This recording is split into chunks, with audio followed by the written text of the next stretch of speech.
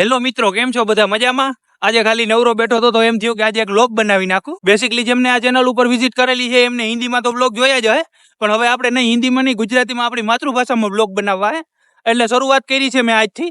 અને હિન્દીના જે બધા વ્લોગ છે મારા એ પ્રાઇવેટ કરી નાખ્યા છે મેં. અને હવેથી બધા વ્લોગ જે આવીએ આપણી દેશી ભાષા ગુજરાતીમાં આવીએ. અને આજે વાતાવરણ જે છે બધું વરસાદનું છે. બહુ બધો વરસાદ પડી ગયો અમારે બાજુ તો, મારા ગામમાં ને કદાચ 7-8 ઇંચ જેટલો વરસાદ તો પડી જ ગયો હે. અને ચારે બાજુ પાણી છે. આપણું ખેતર છે એમાં પાણી જાય છે, આ ખેતરમાંથી પાણી આવે છે. હવે તો ઓછું પડી ગયું હે, અત્યાર સુધી તો બહુ વરસાદ હતો એટલે વધારે પાણી હતું. આપણી માંડવીમાંથી પાણી જાય છે અને જો અહીં થોડું થોડું ધોઈ નાખ્યું કે ખેતરમાં. અને આમ નામ છેટ ઓલા હેઠે ઓલી બાજુથી પણ પાણી આવે છે, એટલે ઓલે ખૂણે બધું પાણી ભરાઈ ગયું છે. હું તમને દેખાડું ત્યાં જઈને કે કઈ રીતે આમાંથી પાણી નદીમાં જાય છે ખેતરમાંથી થઈને. અને રસ્તામાં જો પાણી થોડું થોડું ચાલુ છે. બાકી તો ખેતરમાં ને જે વેકરો હોય એમાં વધારે પાણી હોય. આપણું ખેતર છે અહીંથી, અને ઓલી બાજુનું છે એ આપણું જ ખેતર છે. તો અહીંયા તો હલાય એમ નથી ખેતરમાં. તો એક કામ કરવા, હેઠા ઉપર વયો જાવ. જો આ બાજુ પાણી ભર્યું છે, આમથી આવે છે આ પાણી અને આમ છેટ ઓલા હેઠા સુધી જાય છે. ત્યાં બધું પાણી ભેગું થાય અને પછી આમ નીકળી જાય છે. અને આગળ નદીને જે વેકરો છે ત્યાં પણ હું આગળ જાય દેખાડી તમને. અત્યારે હેઠામાંથી વયો જાઉં હું. આમાં હાલવામાં જરીક ધ્યાન રાખ્યું, કેમ કે અત્યારે ગરમી હોય એટલે હરફ હિંદરા ને એવું નીકળતું હોય, તો જરીક સાવધાનીથી જ હાલવું. જોકે અત્યારે તો ઠંડારક થઈ ગઈ છે એટલે બહુ વાંધો નહીં આવે, કંઈ હોય નહીં. પણ તો એ જરીક ચેતીને હાલવું જોઈએ ખેતરમાં. જોકે ખેડૂત હોય એટલે એ બધું ચાવચેતી રહેતો નહીં એટલી, કેમ કે એવી ચાવચેતી રાખવા જાય તો ખેતરમાં કામ ના થાય. અહીંથી પાણી એમને બધું જાય છે અને હું નીકળી ગયો અત્યારે એમને ખેતરમાંથી થઈને હેઠા ઉપર. હવે મોબાઈલમાં બહુ ધ્યાન દઈ તો સીધો હેઠો કાપકી. હેઠામાંથી હાલતું એમ તો થોડુંક અઘરું લાગે, પાણાનો હેઠો હે.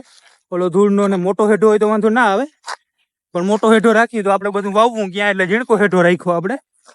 પાછા બે ખેતર બાજુમાં આપણા જ છે એટલે બહુ મોટો રાખવાની કઈ જરૂર હોય નહીં. આ બાજુથી એ પાણી આવે છે ને આ બાજુથી આવે એટલે અહીં ખેતર થોડુંક નીચું છે એટલે વધારે પાણી ભરાય.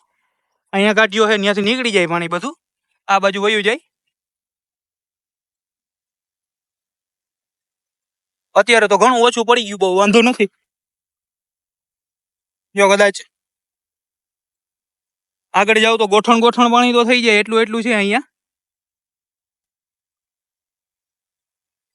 અહીંથી આ બાજુથી થઈ અને આપણા ખેતરમાંથી પાણી નીકળી જાય. આ ખેતરમાં આપણું જ છે, એમાંથી આવે અને આ ખેતરમાં વયું જાય. જો ખેતરમાંથી નદી વેરી પાણી વયું જાય. અને હાલ તો થયો માંડવી બુડી ગઈ હતી, પણ મારે ગોઠણ પાણી હતું. અને આ તો મારા ખાલી ખેતરનું એકનું જ પાણી હે. તો વેકરામાં તો બધા ખેતરોના નદીઓના પાણી થતા હોય, એમાં બહુ પાણી વધારે હોય. અહીંયા ખાલી એક ગોઠણ થી વધારે તો થઈ ગયું હે, ખાલી એક બેસિકલી મારા ખેતરનું જ દેખાડું.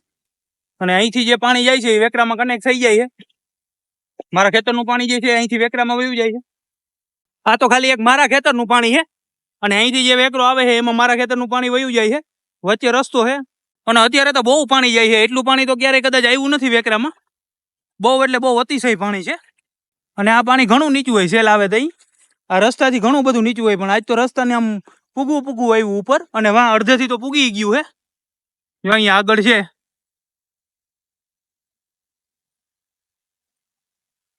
અહીંયાથી પૂગી ગયું હે. જો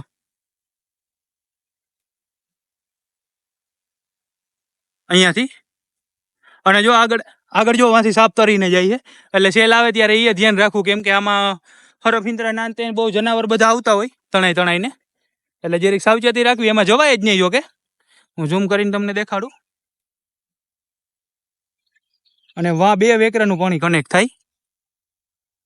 જો આ પાણી છે ત્યાં 2 વેકરાનું, અહીંથી આ પાણી જાય છે એ કનેક્ટ થાય છે, અને ઓલું પાણી એ કનેક્ટ થાય છે. એટલે ત્યાંથી તો અત્યારે નીકળાય એમ જ નથી. જોકે અહીંયાથી એના નીકળાય, અઘરી વસ્તુ છે. જો સાફ તમને દેખાતો હોય તો. અને આજથી આપણે નાનકડા ચેનલની શરૂઆત કરી છે વ્લોગ માટેના, તો આપ થોડોક સપોર્ટ કરજો અને સબસ્ક્રાઇબ કરી નાખજો. અને હિન્દીમાં વ્લોગ આવતા આજ દી સુધી, પણ હવે હિન્દીમાં નહીં આવે. આપણી માતૃભાષા, આપણી દેશી ભાષા ગુજરાતીમાં જ વ્લોગ આવીએ. અને આપણા ખેતરના ને જે આપણે રખડીએ છીએ એ બધા વ્લોગ આવીએ. એમ તો વરસાદ આવે એટલે થોડું ઘણું નુકસાન તો આવે. જો આ ઝાડવાનું બધું પાણી અંદર પાડી નાખ્યું, અને થોડોક પવન પણ વધારે હતો, એના લીધે કદાચ વધારે પડી ગયું.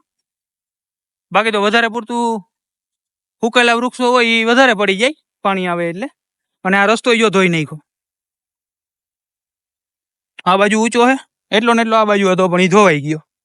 પાછો ચક્કર મારીને આપણા ખેતર હેઠે પૂગી આવ્યો વેકરા પાસેથી. અને હજી તો વાતાવરણ આમ દેખાય છે એવું કે વરસાદ આવીએ જ. ચારે બાજુ પાછા વાદળાને ઘેરાવા માંડ્યા ને વળી પાછી ગરમી ચાલુ થઈ ગઈ એટલે કદાચ તો હજી વરસાદ આવવાનો જ. શું થાય હવે જોવાય. પણ હવે વરસાદ આવીએ તો કદાચ નુકસાન પણ થાય થોડું ઘણું ખેતરોમાં. અટાણ સુધી તો વાંધો નથી આવ્યો, કેમ કે એટલો તો વાંધો ના આવે, જમીન ખમી જાય પાણી બધું. પણ હવે કદાચ નુકસાનવાળો વરસાદ થવો હોય તો થાય. આ બાજુ હુકાઈ ગયું જો પાણી ને હવે બધું. કલાકથી વરસાદ બંધ થયો એટલે આ બાજુ હુકાવા માંડ્યું. પણ હજી આમથી આ બધું પાણી આવે જ છે ને આ બાજુ ભર્યું જ છે. આ બાજુ હજી બહુ વાંધો નથી.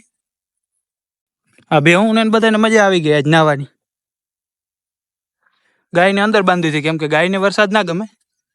આ ભેહું ને વાંધો ના આવે, એને મજા આવે નાવાની. અને ગાયને અંદર બાંધી દીધી ધારિયા અંદર, એટલે એને પાણી કે કઈ પડે નહીં.